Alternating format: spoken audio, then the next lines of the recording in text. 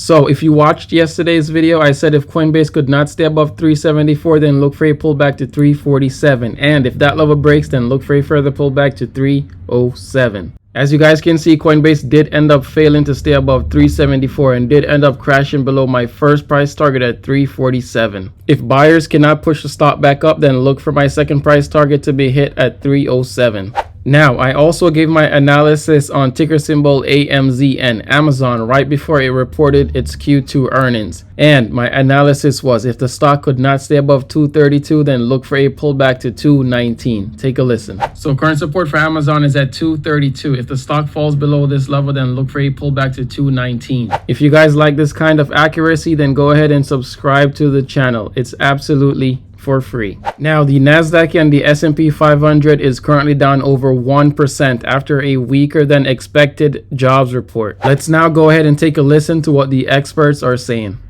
Let's dig further into both tariffs and, of course, this jobs number. Joining us is Goldman Sachs' chief economist, Jan Hatzius. Good to have you here on Jobs Friday always, but in particular, give me your reaction not just to the number for July, but the revisions, of course, which we've been focused on. Yeah, I think it's the revisions, the July payroll number, and also the household survey, which also shows quite a bit of softness. So a couple of weeks ago, we wrote a report with the title Stall Speed. You know, we had only a little more than 1% growth in GDP in the first half.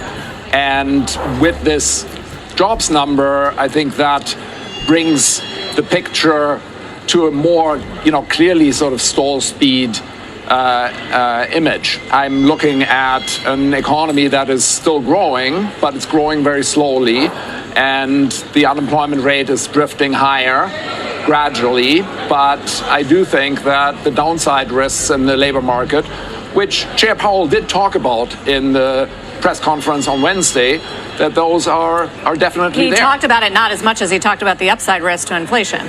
Well, he mentioned it, I think, 6 times that there are downside risks in the labor market. And how many times did he mention upside risks to inflation? Probably more than that, no?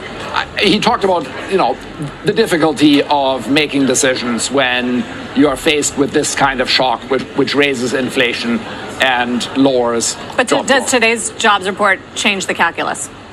Well, I think it makes it even more likely that they're going to cut in September. We have had a series of 25 basis point cuts in September, October, December, and to me that seems, very likely, and it could be more.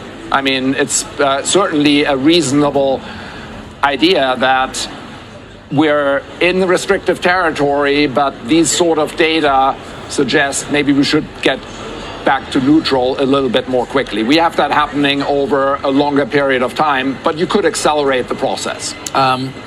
Going into the rest of the video, let's take a look at some important levels to watch on ticker symbol Nvda, Nvidia, Tesla, ticker symbol TSLA, and ticker symbol PLTR, Palantir. Let's begin with Tesla, ticker symbol TSLA. So current support for Tesla is at $300 per share. If the stock falls below this level, then look for a pullback to 277. And if buyers cannot keep the price above 277, then I want you guys to look for a pullback to 255, which from current price would be a decline of over 15%.